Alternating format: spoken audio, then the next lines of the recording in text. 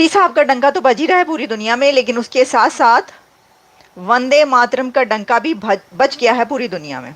इसकी वजह यह है कि वंदे मातरम वायरल हो गया है दुनिया में। इंडियन ज्यादा होशियार बन रहे हैं। 20 साल तरक्की कर ली, दिमाग खराब हो गया, जेब में सिक्का है। जिस वक्त नरेंद्र मोदी रशिया का विजिट खत्म करके ऑस्ट्रिया पहुंचे तो ऑस्ट्रिया में वियना में उनका वार्म वेलकम किया गया है वहां के आर्टिस्टों ने वंदे मातरम गाकर। हम रुल रहे हैं और हमारी चीखें निकल रही हैं और अभी इब्तदा है, अभी आगे देखिए होता है क्या, और मुश्किल तरीन वक्त आने वाला इस कौम पे। DISCO disco. इंडियन हिस्ट्री में आफ्टर 41 ईयर्स कोई इंडियन प्राइम मिनिस्टर ऑस्ट्रिया का विजिट कर रहा है और ये एजाज़ हासिल हुआ है, ये ऑनर मिला है प्राइम मिनिस्टर नरेंद्र मोदी को। यूएई से आया हूँ इस मरतबा, बच्चों के साथ गया हुआ तभी 2 दिन पहले। यकीन करें जो 24 शहर हैं जो उन्होंने हम पे पाबंदी लगाई हुई है, और मैंने वहाँ पूछा उन लोगों से कि क्यों लगाई है, कहते हैं जी ये भीख मांगते हैं। ब्रेन बहुत बड़ी बात है, ब्रेन ड्रेन नहीं, ये भूख ड्रेन। कि जहां एक तरफ भारत रशिया के साथ मेल मुलाकात करता है तो वहीं पर उसी के साथ उसके बाद भारतीय प्रधानमंत्री वजीर आजम यूरोप के एक कंट्री में चले जाते हैं। हेलो फ्रेंड्स, जय हिंद। हिंदुस्तान स्पेशल में आपका स्वागत है दोस्तों। रूस के बाद अब ऑस्ट्रेलिया में भी मोदी की गूंज सुनाई दे रही है। ऑस्ट्रेलिया में प्रधानमंत्री मोदी का 2 दिवसीय दौरा है। प्राइम मिनिस्टर मोदी बुधवार को ऐतिहासिक दौरे पर ऑस्ट्रेलिया के वियना पहुंचे। यहां उनका भव्य स्वागत हुआ। ऑस्ट्रेलिया लोगों में प्राइम मिनिस्टर मोदी के दौरे को लेकर जबरदस्त उत्साह दिख रहा है। जब प्रधानमंत्री मोदी एयरपोर्ट से होटल पहुंचे तो वहां उनका संगीतमय स्वागत हुआ।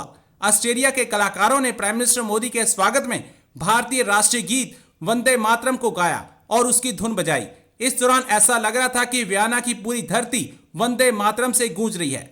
अब इस अनोखे पल का अद्भुत वीडियो सामने आया है। ऑस्ट्रेलिया के कलाकारों के मुख से वंदे मातरम को सुन प्राइम मिनिस्टर मोदी गदगद हो गए। प्राइम मिनिस्टर मोदी ने इस संगीतमय स्वागत का video social media platform x पर पोस्ट किया है। उन्होंने वीडियो को पोस्ट करते हुए एक्स पर लिखा, ऑस्ट्रेलिया अपनी जीवन संगीत संस्कृति के लिए जाना जाता है। वंदे मातरम के इस अद्भुत गायन के जरिए मुझे इसकी झलक मिली है।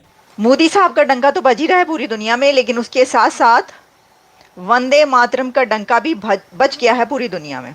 इसकी वजह यह है कि वंदे मातरम वायरल हो गया है दुनिया में। जिस वक्त नरेंद्र मोदी रशिया का विजिट खत्म करके ऑस्ट्रिया पहुंचे तो ऑस्ट्रिया में वियना में उनका वार्म वेलकम किया गया है वहां के आर्टिस्टों ने वंदे मातरम गाकर। तो आपके सामने हम रखते हैं इस वक्त कि Indian prime minister Narendra Modi का ऑस्ट्रिया का विजिट क्यों इतना इम्पोर्टेंट है और ये एक हिस्टोरिक मोमेंट क्यों कहा जा रहा है। तो देखिए, सबसे पहले तो आप ये जान लीजिए कि जो वियना का विजिट है उसको हिस्टोरिक कहने की सबसे बड़ी वजह ये है कि इंडियन हिस्ट्री में आफ्टर 41 ईयर्स कोई इंडियन प्राइम मिनिस्टर ऑस्ट्रिया का विजिट कर रहा है और ये एजाज़ हासिल हुआ है, ये ऑनर मिला है प्राइम मिनिस्टर नरेंद्र मोदी को। उनके नाम बहुत सारे ऑनर्स लगते जा रहे हैं। उनकी गुड लक भी बहुत है और उनकी मेहनत भी बहुत है।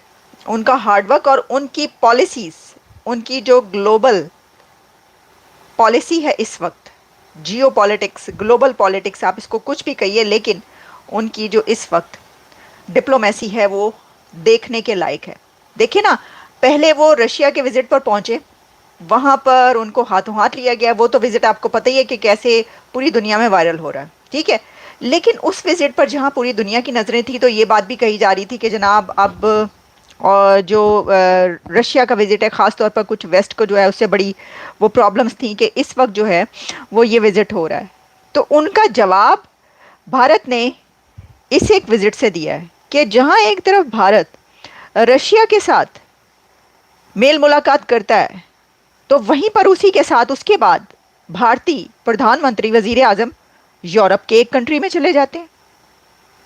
तो देखिए ना, इसको कहते हैं फॉरेन पॉलिसी। और किसको कहते हैं मुझे बताएं? फॉरेन पॉलिसी इसको नहीं कहते तो किसको कहते हैं? कि रशिया के विजिट के बाद आप ऑस्ट्रिया का विजिट करें, आप यूरोप चले जाएं। अब देखें यूरोप, वेस्ट और रशिया का इस वक्त क्या मामला चल रहे हैं। तो उन्होंने कहा कि कोई ऐसी बात नहीं, हमारे लिए तो सभी जो हैं वो एक जैसे हैं, हमारा तो सबके साथ ही अच्छा है।